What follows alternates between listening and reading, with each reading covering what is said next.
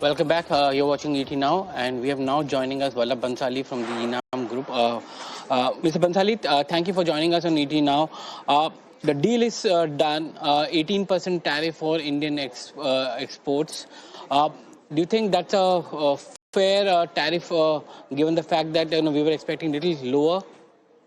I think this is quite extraordinary, given that India has got the deal at its terms.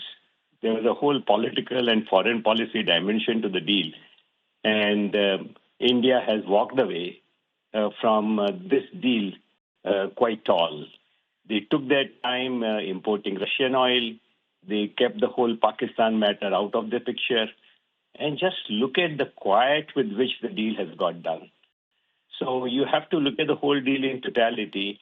And 18% is in preference to several other countries who have traded with US and done deals long, long back. So the whole Asian basket is 19% and more. So Korea, Japan have invested large amounts in US. So if you look at the totality of 18%, it's very decent.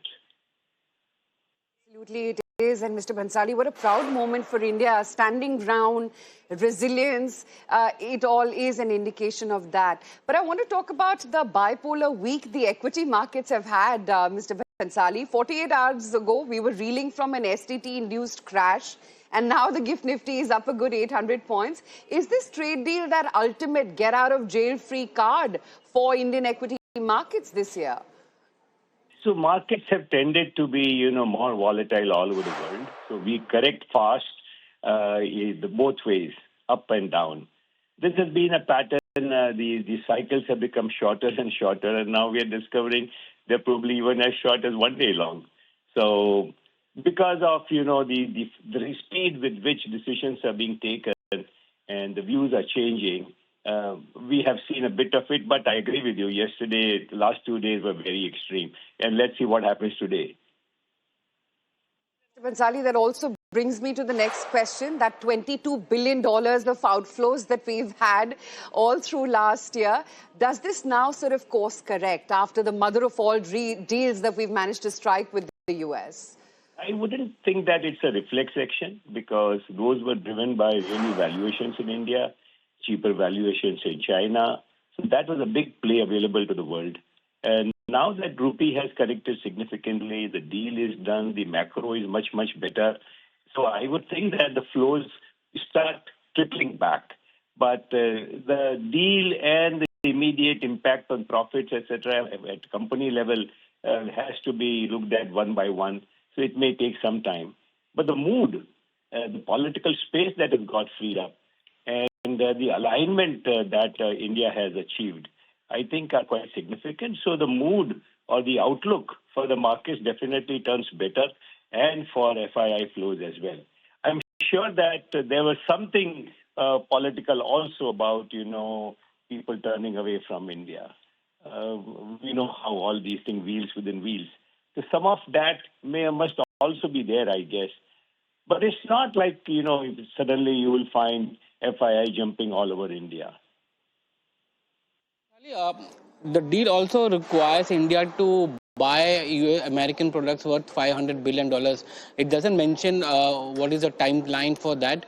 But it's if you look at 5 to 10 years, which is normally the kind of thing for any trade deals, it's an achievable target, right? Because we are looking at multiple stuff from the US, from defense to semiconductors, for our data centers, to civilian aircrafts, nuclear energy. Is that achievable? I think the three large buckets that you mentioned, that oil, defense, and semiconductors, so the bulk will go into that. And there is critical amount of electronics, etc., that will also happen. So I think much more than, any, except the big items that you mentioned, we haven't opened our markets really. I would think fundamentally in terms of agri products, this, that, etc. I'm sure that we will have ways not to, flood our countries. If you look at the UU deal, we have protected our sensitive markets and we have allowed them the same thing. So similar things will happen here. So I think very predictable. yes, the big switch will be from Russian energy to American energy, and we have taken our time, reaching there. So on the whole, I don't see any major disruptions uh, except the energy part. It's been very quiet when it comes to Russian energy part in its statement. Do you think that we will still be looking at the cheaper source of energy, given that now this uncertainty is over, and if US is able to provide us a cheaper energy, then we'll go for that. Otherwise, we'll wherever we get the cheaper energy or crude, we will go for that. So I think for once it will be like, giving Russia any advantage to whatever extent it mattered, because US and Europe both are continuing to, buy from Russia what they need in some measure. So this is a big pressure for Ukraine peace deal. And we don't know, I don't know really the exact weight of India stopping to buy Russia at the deal table between Ukraine and Russia. But that seemed to be very, very big sticking point for Trump. And longer term, yes, I think what you said will come to prevail. That commercial interests can't be sacrificed beyond a point. We didn't sacrifice them all this last 11, 12 months, and so will it be in future. We will find ways. Also, we do not know the exact legal binding character of this deal. This deal is like a phone deal. It's uncanny. Just compare the two deals. The EU deal was announced with all the band baja available in the world. And this is midnight deal. So I think there is a lot to be read between the lines. I think both of them said, let's do this quietly rather than with any shor sharaba, except Ambassador Gore giving some indication that, things will happen quickly. But by U.S. standards and Mr. Trump standards, this was a non-event, really.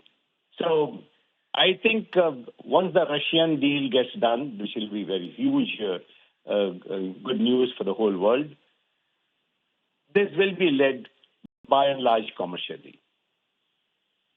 Indeed. But Mr. Bhansali, for the Indian investor, tariffs will happen, pandemics will happen, all of it eventually settles down, and it boils down really to earnings. What's your own observation of how India Inc. has performed in terms of their earnings scorecard this time around?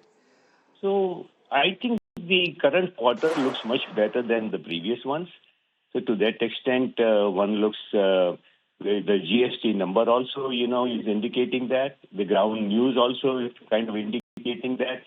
One has to wait and see. But the mood is very upbeat. And what would happen is that our sectors such as pharma, textiles, which were really hit very hard by this, they all come into being. They all come into, life. So all that is going to have ripple effect. So on the whole, I think this quarter will be much, much better than the previous two quarters.